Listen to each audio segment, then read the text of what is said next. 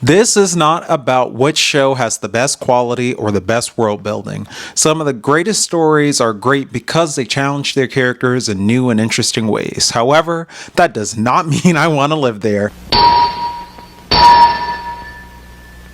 So just to get this thing started, I'm going to set a couple of ground rules. We're not going to be talking about any Ghibli films. We're not going to be talking about any isekai. We're not going to be talking about any sports anime. Mostly because not only can those be in their own video, I kind of feel like I have the same thing to say about all of them, so it would all end up getting the same ranking. Really not worth doing that here. Here are the rankings that I'm going to be using this time around. We have S tier. These are worlds where it would be extremely fun, maybe even better than our own world to kind of go visit and play around in. Right under that, we are going to have It's Calm. No major downsides. Could be cool to visit. It's calm. Then we have shows where I would only enter as the main character. There could be some really great benefits to living in these worlds, but the experience could vary widely, especially if you're not a member of the main cast. Then we have some shows that are pretty much reality. The good is just as good as living here. The bad is just as bad as living here. Then we have shows that I wouldn't go to even if I was the main character. It could have a cool power system, but probably not worth living there. And then there are some shows and some universes that are just hell on earth, where it doesn't matter what the power system is, it doesn't matter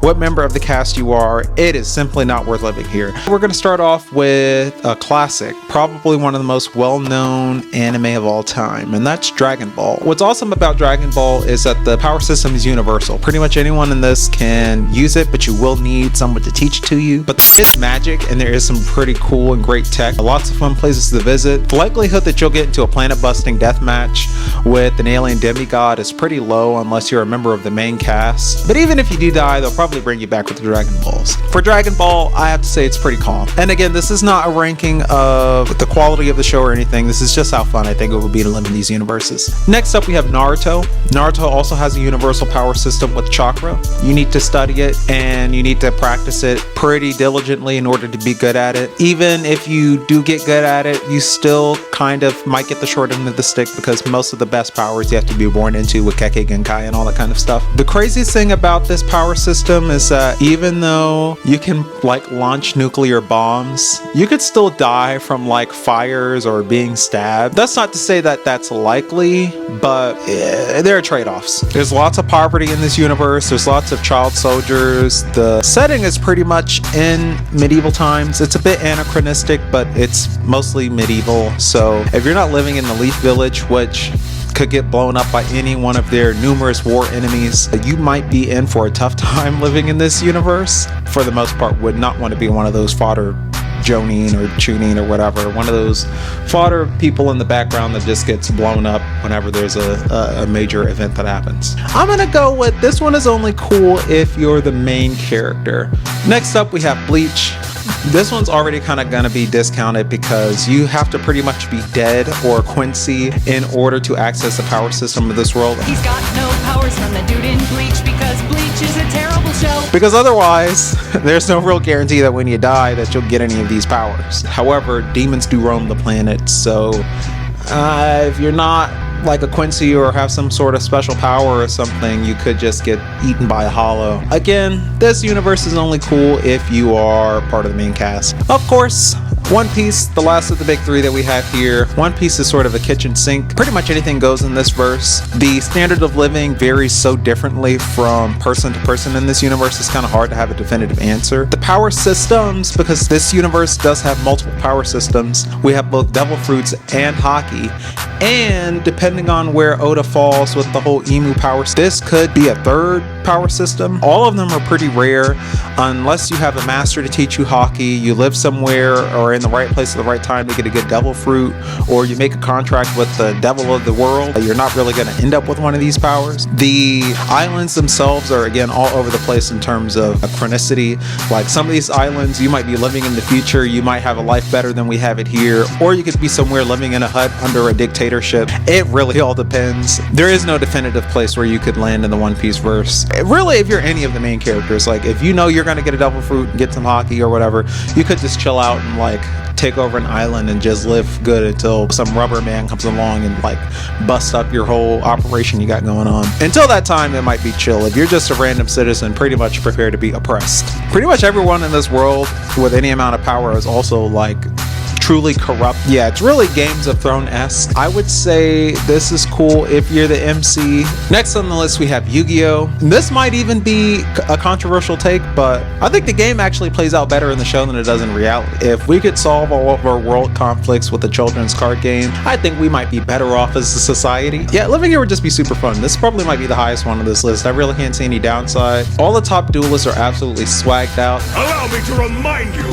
They got money, they got bitches, they got everything you might ever want. This universe has all of these awesome like hologram technologies and just super high tech. Sometimes it goes to the past, but for the most part it's set like a little bit in the future. I would never get into a shadow game. I will never do any of this world saving crap. Yeah, for me this is S tier.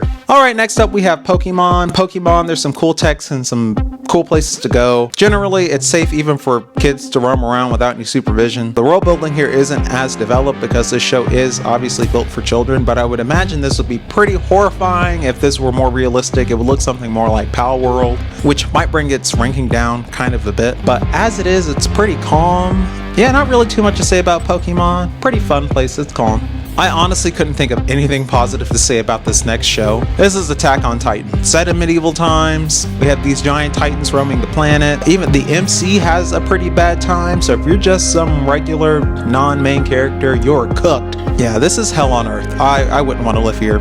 So next up, we have Hunter x Hunter. This show is essentially set in modern times. If you're a hunter, it would be pretty cool. I mean, obviously you'll have to get into some dangerous situations and whatnot. Like, just don't do anything crazy. I think you could have a pretty good time, make some pretty good money. The power system of Nen is universal. Again, you still need a master to teach it to you, but once you learn it, it's pretty non-restrictive in terms of what you can do with it. I would never want to set foot on the Dark Continent, but I think for the most part, regardless of who you spawn into this world as, whether it be as yourself or as a main character, this universe would be pretty calm. Alright, next up we have Chainsaw Man. Demons roam this planet, but otherwise it's pretty much just modern Japan, which is pretty cool. I wouldn't want to make any deals with the devil, so the power system is not going to be for me. Not even as the main character I would want to be here. I wouldn't want to live in this universe. I pretty much have the exact same thing to say about the next show, Jujutsu Kaisen. Pretty much modern Japan, demons roam the planet. The power system is actually much cooler than the Chainsaw Man power system, only in the sense that, again, a little bit more flexibility in terms of what you can do. Until you start thinking about the ramifications of how these powers exist, the cursed energy is pretty much just like negative human emotions that have built up. Probably don't want a lot of that floating around. I think that makes the world a generally shitty place. Wouldn't want to live here even as one of the main characters. Spoiler alert. You've already seen how some of these main characters get packed up. So obviously if you made it this far into the video, I'm going to assume that you like anime, manga, adult cartoons, that sort of stuff. I am a creator of a manga myself, Salutogenesis. This is about mercenaries who cross a frontier infested with giant man-eating bugs. As someone once described Dragon Ball, it's Pokemon meets Pulp Fiction, but I took lots of inspiration from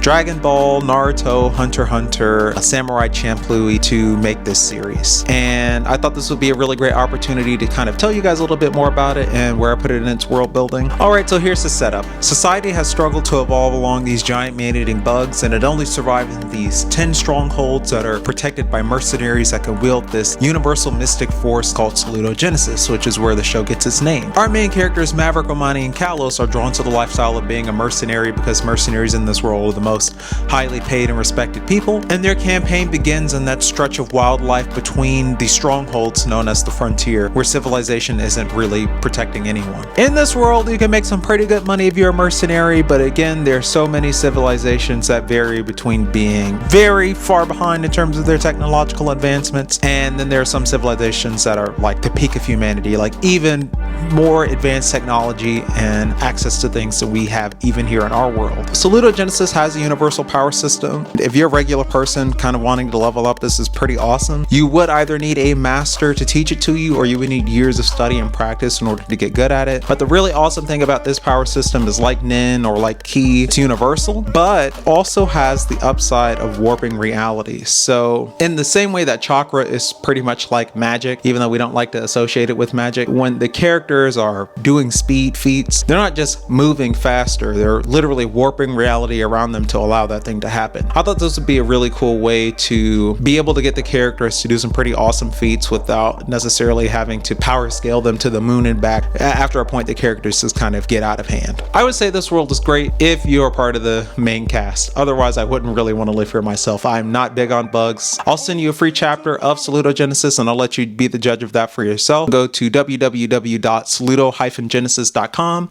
And this is also the part of the video where if you're enjoying the content, like, subscribe, leave a comment, notification bell, all the stuff that you're supposed to do on YouTube. Dr. Stone. Dr. Stone is one of my favorite new gen shonen. There really is no power system other than the power of the human mind, but unless you're Senku, the majority of people don't possess the mental prowess to do what Senku did. Me and my homie were joking about this one time where we were saying like, oh, we wouldn't have even gotten as far as making soap, let alone making electricity and gunpowder. Yeah, unless you're Senku, this is pretty much just our real world, except at a shittier point in time. I'm gonna say this is pretty much reality. Next up, we have My Hero Academia. The power system is hit or miss for me. Again, if you're born into great power, it could be pretty cool, but most of this is combat based. So if you don't really want to fight in this verse, like if you just want to be like a Pokemon and run around and fly and shoot flames at stuff, I mean, you could, but they'll probably label you a villain. The tech is pretty futuristic, but again, most of it is geared towards combat. So if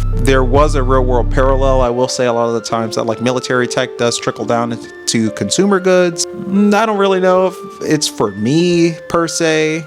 Again, this show's kind of only good if you're the MC. Next up, we have Cowboy Bebop, classic animes of our time. The show is set in the future, not the super distant future, so the tech is all right, but yeah, it wouldn't be amazing if I got isekai'd into this world. It would pretty much be the same as reality.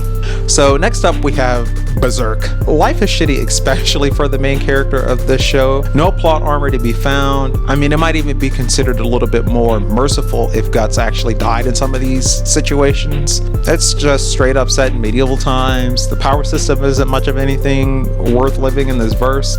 Demons roam the planet, absolutely hell on earth. Next is Demon Slayer. This one's kind of interesting because as popular as it is, there actually isn't a power system. Life for most people is kind of shitty even for the main characters. Set in medieval times, demons roam the planet, but it's actually just not as bad as some of the other ones. Like I feel like you could kind of live here, but in the other ones I feel like you'd just be screwed. So this one, not even as the main character. Last on my list I have Dandadan. Dandadan is so fun. The power system is really just whatever occult stuff is like around. It could be aliens, it could be psychic powers or spirits or whatever. And that's so awesome to me. It's pretty much set in modern times, so the technology is pretty much the same as it is now. The only real downside of living in this verse is that you don't know if you're going to end up on an evil spirit's bad side or an alien's bad side or caught in the crossfires of whatever they have going on between the two of them. I mean, Turbo Granny is pretty cool if you're not on like some Diddy shit, but I'm gonna go ahead on and say this one's calm, especially because I'm not against all of the occult stuff. Like I'm kind of into it. I kind of think it would be cool to live here.